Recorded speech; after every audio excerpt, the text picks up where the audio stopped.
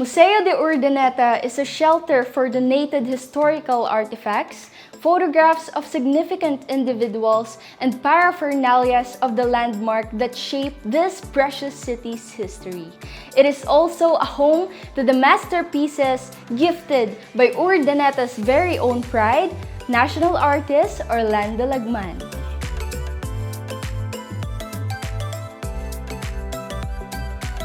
Ang Museo de Urdaneta po ay formal na nabuksan noong Marso 21, 2003 kasabay po ng ikalimang anibersaryo ng pagiging syudad po ng Urdaneta.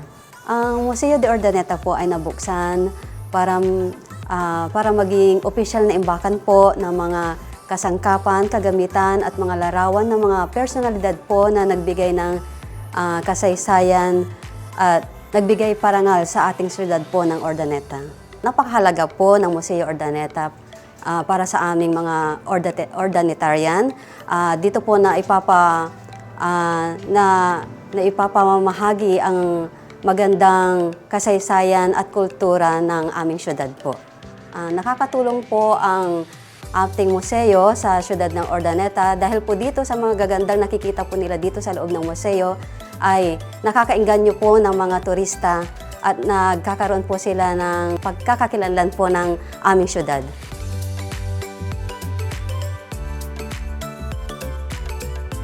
Para makabisita sa Museo de Urdaneta, you just need to get in touch with the Tourist Information and Assistance Desk na matatagpuan sa Old City Hall and New City Hall.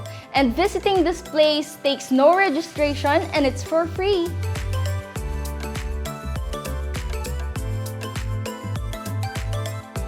The feeling of nostalgia, the thought of seeing objects that bridge us to the past, and having the sense of appreciation for what molded our culture into what it is today are enough reasons why this museum is a must visit when in Urdaneta.